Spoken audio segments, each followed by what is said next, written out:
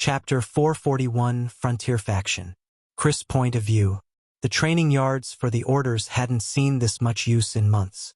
The skeleton crew we had left behind to defend the city was only a fraction of what now filled the hard-packed dirt of the yard. It was a nice reminder of how things had been before, with only the missing faces to remind me of the difference. The deaths were felt, but time would ease that wound, like it had all the others. My hammer slammed down on hard stone with a ground-shaking thud.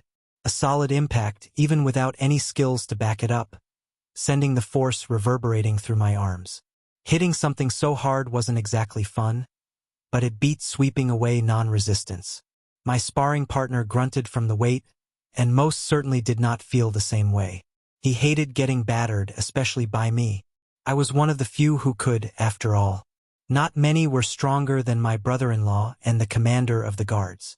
Jonathan had gotten back to Frostheim not long after we did. He'd spent most of the campaign in Frostheim keeping the city safe, but with news of our return and the next settlement wave months away, he'd had time to get some business done besides babysitting the city, as he put it. "You're harder than a rock," I muttered, trying to fight away the shaking in my arms. Without mana reinforcement or spirit reinforcement, the force was felt all the more intimately. My body of copper helped, but it could only do so much. "You hit harder than a truck," John spat back, shaking out his own arms holding his twin shields.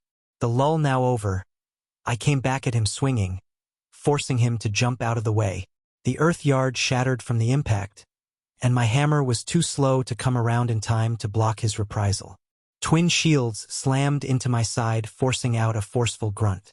It wasn't exactly painful, but it wasn't painless either. His shields tapered into harp points at his hands, making them capable enough weapons. If his main stat was strength rather than fortitude, it would have hurt a lot more. Ice shot out of the shaft of my hammer to little effect. His body was too tough for summoned ice to harm him, but it did buy me time to get my hammer around once more. The match continued like that for a while until things escalated as mana got involved. Admittedly, I was the one who started it first, but we were both throwing around skills not long into our match, which we were supposed to be using to train technique. Meteor blow slammed through stone aegis, sending the man sliding back from the impact, to which he only heaved the earth up in my face in response. My offhand punched through that nonsense as my aura was more than enough to keep track of my opponent, regardless of sight. Dust filled the air as snow slowly began to fall. It wasn't even by hand, just a natural response to my mana getting released into the area. Once more, hammer met shield to little effect. John was less prepared for the second force that lagged behind and sent him tumbling into the dirt. A process that left him getting up with his signature stone armor and a little worse for wear. It was like the ground cushioned his fall, the bastard. Fighting him was always frustrating. "You learned how to delay it," John smiled. "Good. Tricky to deal with." I smirked. Not enough, obviously. Hammer reverberation had been fun to play around with more than most of my other skills. Most of the time, I went for as wide and as devastating as possible with the skill, but it was times like this that let me bring out the wider breadth of what it could do. Anyone else would have been pulped by that, unprepared as they were, he wagered. I didn't answer. He was right, but I didn't care how anyone else would fare. I wanted to win. I raised my weapon for another go, but John waved me off, much to my displeasure. It was just starting to get fun. Weight was building, my blood was pumping, and now I had to rein it all back in. "We have things to do, and I think we've destroyed the area enough," he explained. Now that he mentioned it, the ground was rather devastated. Nothing that couldn't be fixed, but it was worse than I had expected. I grunted. We did have things to do, after all. "How fare the orders?" "Elliot's been ramping up recruitment to replace the losses," I asked. Of all of them, the Bear Order was hit the hardest. Like it always was. Slow. We already took the best who applied the first time around. He unstrapped his shields and called for water and a towel. "Training them up will take time. Same with Hell." The Order of the Wolf felt the second most losses, but nowhere near as many as Elliot. Gabe's mages were best off, not counting Ashley's healers. Only the rare support mage who strayed too close to the fighting was felled. "And Zion?" I asked. I'd seen the bison being ridden hard in the fields outside the walls in training. The man was eager to get back into shape, even though his healer still hadn't given him the go-ahead. Adjusting, John answered. The loss of his limbs hit him hard. His dominant arm and both legs was a brutal blow to anybody, but especially to Zion. He detested lying about, even if it was for recovery. His first trips out of bed, he'd strapped himself to his bison to get around. Sarah had been able to get tightened up and walking much faster than Zion himself. With the pleasantries out of the way, I figured it was time to move on to the meat of the matters. John's trip hadn't exactly been a social one. How did Patrick take it? I asked. John sighed. He wasn't exactly thrilled, but he understood. I managed to smooth things over, but it was costly. I'd assumed Patrick would be easy enough to deal with, but he wasn't the sole ruler of his faction like I was. His was more of an alliance of sorts, who all didn't exactly appreciate my wanton and heavy-handed actions. Some liked even less our rapidly expanding borders. St. Marie's was damn close to a few of their cities, especially Haberdeep. They were frightful my conquering would continue. What did he want? There were many things we could give him to smooth over the ruffled feathers. He was content with your word that the conquering was over, but the rest of them weren't so mollified. Some small gifts and an agreement were a good start, but it required a bit more than just that. John explained. Patrick asked for our help in arranging access to the river heart with Marcus, which was easy enough to agree to. The rest asked for a range of things.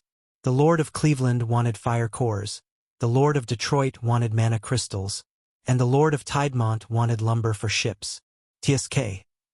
Mollifying each of the damn lords and ladyships was an annoyance I didn't need, but it was what was required. If they all got together and agreed to cease trade, things would deteriorate fast. Giving a few small gifts now would save us in the long run.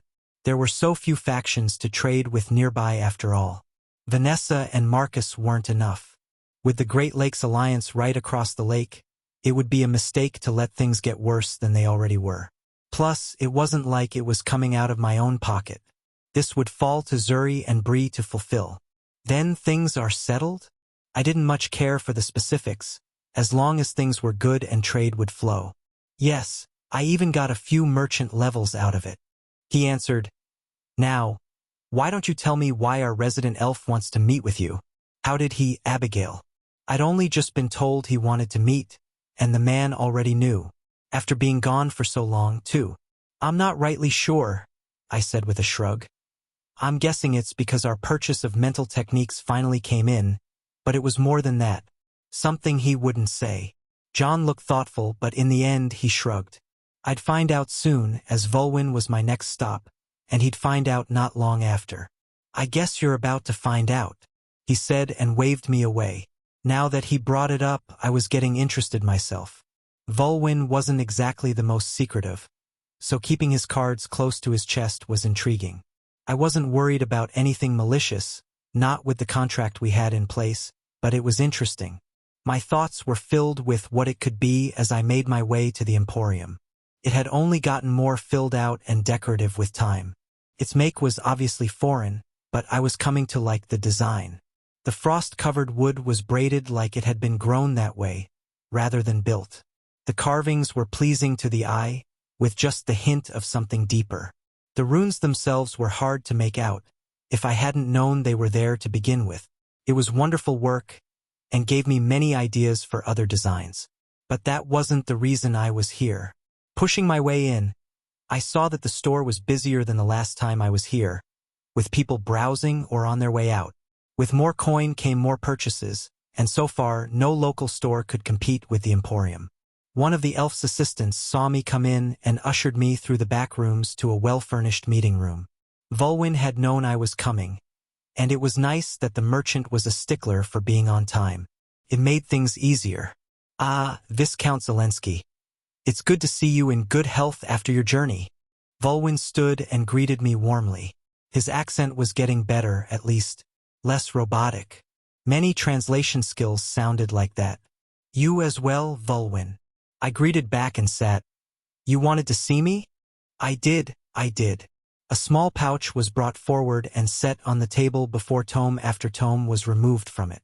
The pouch itself couldn't possibly hold everything taken out of it, and I had to bite back my jealousy. I'd wanted one of those for the longest time, but they were still outside my price range.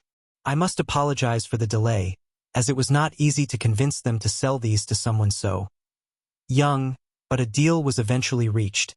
Young wasn't a word I'd describe myself as, not after turning 30, but it fit, sort of, when looked at from someone who was centuries old. While Volwyn didn't say it, he also meant someone so new. It took time for most newly integrated factions to gain the notoriety and backing to get into certain markets. I picked up a few of them and paged through them. One was on how to circulate mana to naturally rebuff mental intrusions. One was the same but for the spirit. Another was on how to turn a mental link into a counterattack. That one required a level of skill I doubted I'd reach soon. The most important of them came as a set of 3. It was a series of increasingly difficult ways to ward the mind against manipulation. Some quite grotesquely detailed runes were carved directly into the skull, but others were less invasive. The main content of the 3 tomes was a detailed and meticulous layout of how to acquire the Mental Fortress skill and its varied upgrades. Something I was looking forward to having everyone do. Mental Walls was good, but this was better. Plus the amulets. I wouldn't go so far as to start cutting into people's skulls, but this eased my paranoia. Thank you for this. I know it wasn't easy to get. I set the tomes back down, but I heard there was something else? Volwyn was always easy to speak with regarding trade, as it was his forte, but I saw him fidget for the first time as I asked the question. He was usually so unflappable. Yes, there is. I don't wish to presume to tell you how to run your county, but I've noticed that there haven't been any great rangings or extended patrols. He said nervously. It was always odd when his culture clashed with our own. Lords and nobles were more ingrained in his society than ours, which led to certain hiccups in translation. Telling a lord what to do was apparently a no-no.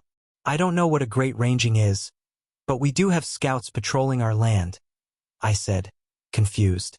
Hal was most meticulous with them and made sure monsters were culled quickly. Oh, he said quietly. Oh, he repeated louder. I had assumed. He stopped and redirected himself. You are aware of dungeon breaks, are you not? Yes, of course I am, I said.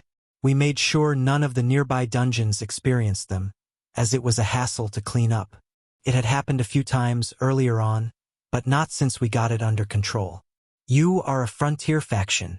He didn't say it like a question. Frontier factions are always hit the hardest with dungeon breaks as they are at the edge of civilization. My home wasn't, but I've been to cities that are, which is why I know this.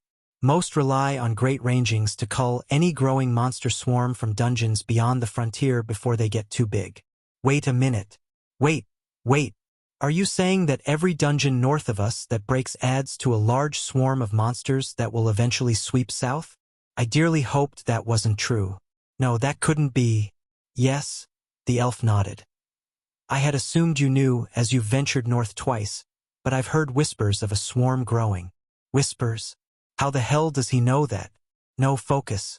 What about the beasts? I know they kill monsters. I've seen it myself. Bears, wolves, eagles, I've seen all of them kill a rare monster spawn before. Even moose, elk, and reindeer, as rare as they were. They do, Volwyn agreed. But not all of them.